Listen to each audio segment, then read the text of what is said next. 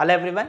So now this is another question which is very easy, a very seen type of question, very routine question from JEE Advanced 2024. अब यार इस type का question पूछेंगे तो सबको ऐसा ही लगेगा ना कि एडवांस कितना इजी है, ठीक है। एंड इनफैक्ट मैंने पहले वीडियो बनाया भी था कि 60% पेपर इजी ही रहेगा और वही हुआ है। I will give you the analysis later, ठीक है।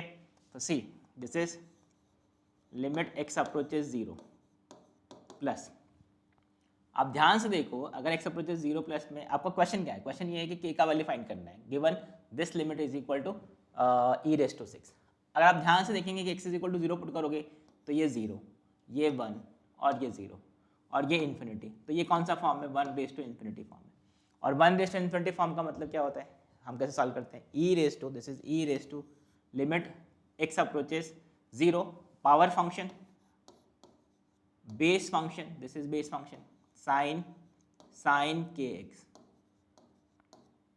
Plus cos x plus x minus 1। क्या किया हमने, e raise to power function, this is the standard how to solve 1 raise to infinity form, ठीक है। Power function e raise to power function 2/x, base function ये base function minus 1 and this should be equal to e raise to 6। तो इसका मतलब क्या हुआ, बस इसका जो लिमिट होना चाहिए शुड बी इक्वल टू 6। तो इनडायरेक्टली क्वेश्चन क्या हो गया, ये हो गया, ठीक है।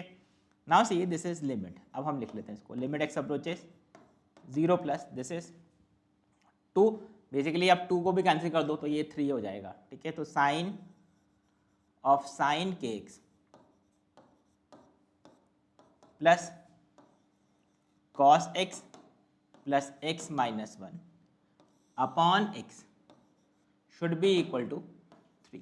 ये हमारा क्वेश्चन है, एक बार आप चेक कर लो, कुछ नहीं किया है, ये 2 को भी हमने कैंसिल कर दिया तो ये 6 आ जाएगा, 3 हो जाएगा, मतलब इसका जो लिमिट है it should be equal to 3। अब k का वैल्यू क्या करें कि ये 6 हो जाए, 3 हो जाए, ठीक है। अगर आप थोड़ा ध्यान से देखो तो अब इनडिटर्मिनेंट फॉर्म है कि नहीं, x is equal to 0 put करोगे ये 0, ये 0 cos x ये 1 बराबर, तो 1 माइनस 1 0, 0/0 फॉर्म में। तो इसको आप, काफ़ी लोग इसको लॉ पीरियड से भी अप्रोच करना चाह सकते हैं, कर सकते हो, कोई प्रॉब्लम नहीं है, ठीक है।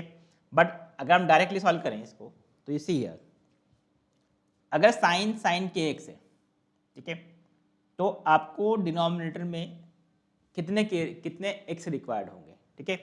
पहले तो ये देख सकते हो आप, इसको हम अगर आप थोड़ा ध्यान से देखें, दिस इज साइन के x upon x plus this is cos x minus 1 upon x और ये प्लस 1, ऐसा लिखा हुआ है।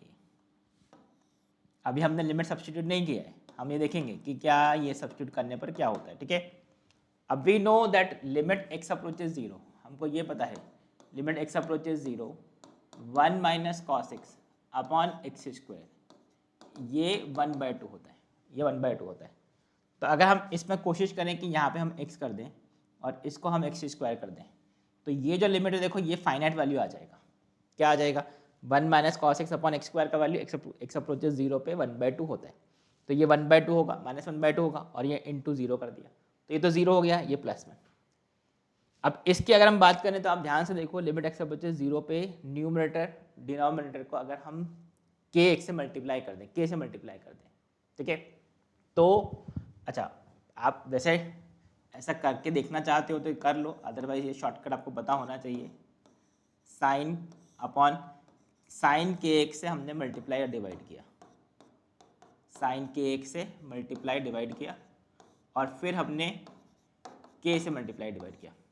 आप देख सकते हो इस एक्सप्रेशन को समझाने के लिए मैंने लिखा है, बाकी ऐसा करने की जरूरत नहीं है, डायरेक्टली इसको आप के एक्स लिख के भी सॉल्व कर सकते थे। देखो कैसे, हमने साइन के एक्स अपॉन साइन के एक्स बनाया, फिर साइन के एक्स से मल्टीप्लाई डिवाइड किया ताकि ये इसकी फॉर्म में आ जाए, फिर साइन के एक्स इक्वल ये हमने के एक्स से डिवाइड किया और ये हमने के से मल्टीप्लाई कर दिया। Now you see this expression is same as this expression, you can see ये कैंसिल हो जाएगा, कैंसिल हो जाएगा, ये एक्स रह जाएगा, ठीक है। अब एक्स अप्रोचेज 0 पे वी नो कि ये जो वैल्यू है वो 0 का अप्रोच कर रही है, तो ये 0 का अप्रोच कर दिया, तो ये वैल्यू जो है दिस वैल्यू, ठीक है, दिस इज 1, ये वैल्यू 1, एक्स अप्रोचेज 0 पे साइन थीटा बाई थीटा ये 1, ये क्या बचेगा के, तो बेसिकली ये क्या लिमिट आ गया, दिस इज के प्लस ये वैल्यू 0 और ये वैल्यू 1, ठीक है। तो this is equal to what 3. तो what is the answer? k is equal to 2. तो what is the answer? k is equal to 2. Option B is the answer for this question. अब बताओ इसमें क्या ही प्रॉब्लम है. ठीक है, again this is the easy question, very easy question. ठीक है, आप चाहो तो इसमें लॉपिटल यूज करना है, लॉपिटल यूज कर सकते हो. कैसे? What is the derivative of sine के एक्स? तो दिस इज कॉस साइन के एक्स इंटू कॉस के एक्स इंटू के, बराबर. चेन रूल अप्लाई कर दिया. प्लस कॉस एक्स का derivative sine x minus sine x, और इसका लिमिट साइन एक्स का डेरिवेटिव 1. ठीक है, ये मैं लॉपिटल से करके दिखा रहा हूँ. Differentiate numerator upon differentiate denominator. Denominator का डेरिवेटिव तो 1 ही हो जाएगा. तो इसका लिमिट एक्स अप्रोचेज 0 पे, इसका लिमिट एक्स अप्रोचेज 0 पे क्या होना चाहिए? 1 होना, 3 होना चाहिए, बराबर. ये 3 होना चाहिए. अब आप ध्यान से देखो, एक्स अप्रोचेज 0 पे, ये तो 0 हो गया.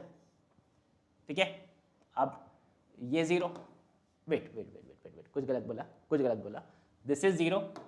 यहाँ पे ध्यान से देखो, ये कॉस साइन 0 बनेगा तो कॉस 0 1 हो गया, ये 1 हो गया, ये k हो गया. तो ये k, ये 0, ये 1.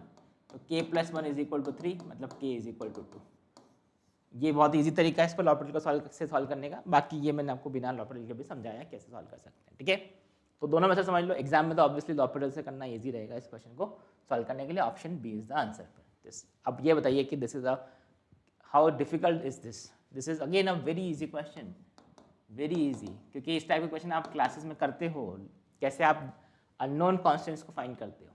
ठीक है, और ये 1:∞ का एक फॉर्मेट दे दिया उन्होंने, अ सिंगल करेक्ट आंसर. ठीक है, तो this is a pretty easy question, standard question, कोई सरप्राइज नहीं है इसमें. ठीक है, तो that's it for this. Thank you, bye bye.